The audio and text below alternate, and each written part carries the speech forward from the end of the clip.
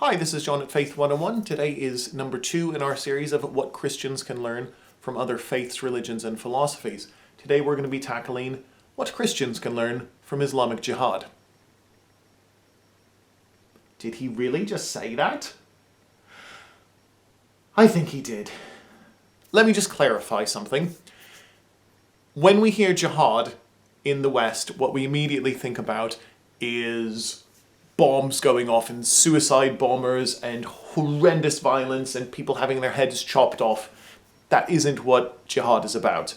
And it's one of these things where a term has been co-opted by extremists for purposes it wasn't intended. Going out and killing innocent people is not a legitimate form of Islamic Jihad. Islamic Jihad means striving, and it means struggling for personal betterment. And I think there's two really important aspects about jihad which we as Christians can learn from. Number one, it's a reminder that the world is difficult, that life is difficult, and that in order to achieve spiritual growth, that involves struggling, that involves suffering, that involves sacrifice. The other thing that I think is really good about it is that it gives focus. And so if you're a Muslim, you will have a jihad about giving financially. And so, that would involve seeing what resources you actually have, how your money is being spent, how you're budgeting, those kind of things. And it would be a real evaluation of, am I doing enough about that? Are there places I could be directing my resources better? And I think that's the kind of focus we can often lack as Christians. And I think there's a kind of discipline to that we can lack. The first aspect, the idea that life involves suffering, I think is something that's really important, particularly to Christians who live in the developed world. We're living in a world which is pretty secure and comfortable.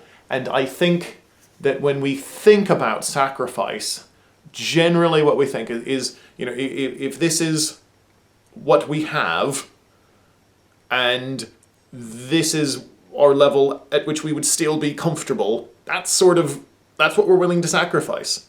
Where actually, we're led by Jesus who, he sacrificed everything.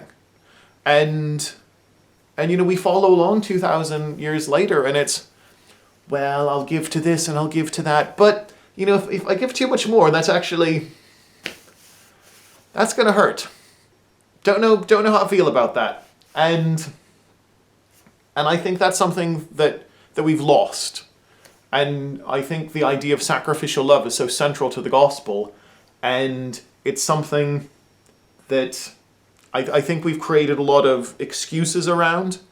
There's a huge amount of Christian theology devoted to why being fairly rich is okay. I struggle with a lot of that.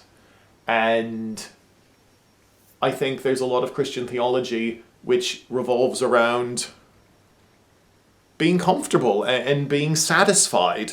And if I look at the Gospels, if I look at the early church, these are people who are dissatisfied in a really good way. These aren't people who are grumbling about, the oppressive nature of the world and how they constantly have to sacrifice all these things to be Christians. These are people who are dedicated to bettering themselves, who are dedicated to spreading the word that love is the way forward. It's the only way forward. And that involves sacrifice, that involves confronting the ugliness of the world. And I think where we retreat from that, we retreat from our mission.